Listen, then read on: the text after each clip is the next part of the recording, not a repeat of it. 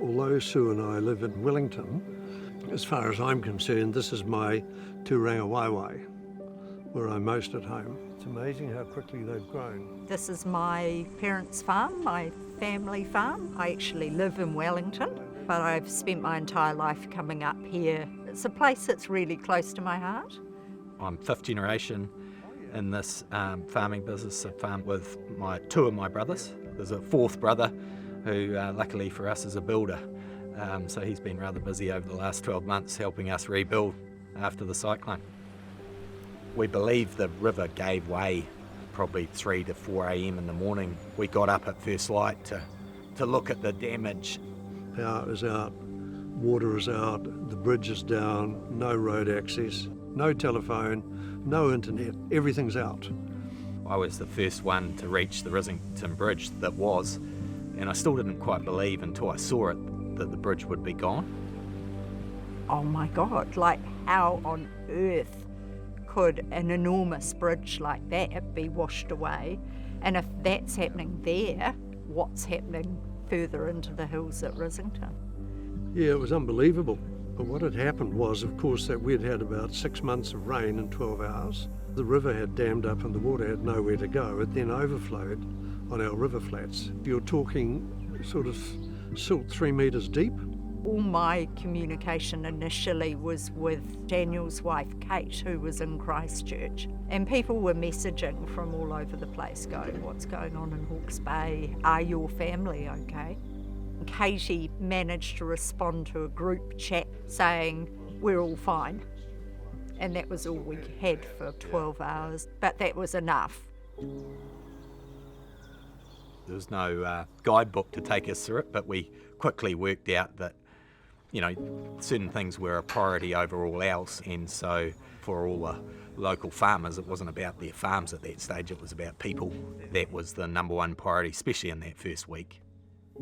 And there's this very strong community spirit, but it's been reinforced and strengthened. Some people came out of the woodwork that I didn't know existed, but they wanted to help.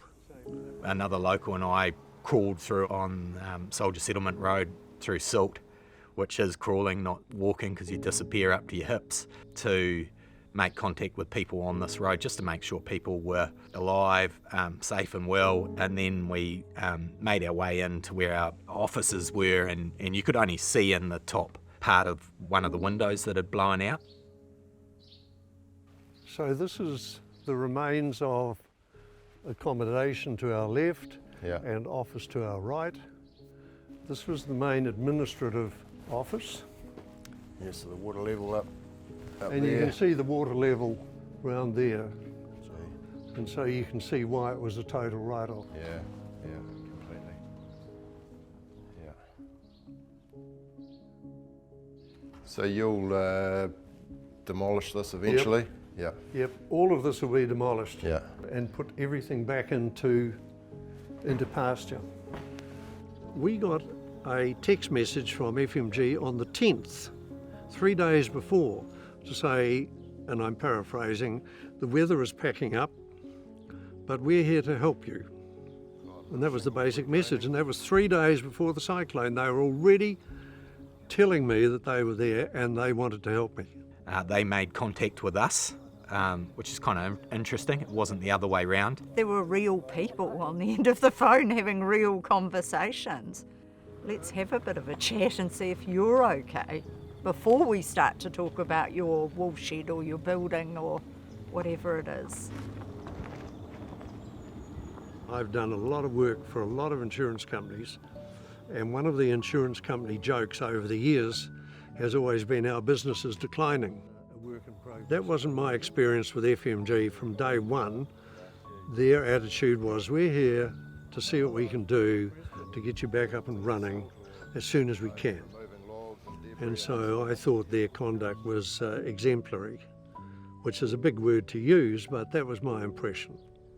So we are very fortunate compared with some people. And you hear the tragic story about people who have lost everything, rescued off rooftops and all that sort of thing. 12 months on from the cyclone, we've still got a lot of hard work. You know, we've got a wool shed to rebuild this year. Our offices will be a 2025 project, primarily in the valley. We're still dealing with a new ground level. We just need to probably get through another winter and just see how that land settles. And I guess the big thing is we're making really big decisions about what to do for the next generation, and the decisions we're making are 30, 50-year decisions. But it's a long progress, and we've already celebrated the first anniversary, and we've already got past that milestone, but I reckon it'll be another year or two before we finally get the farm back into full production.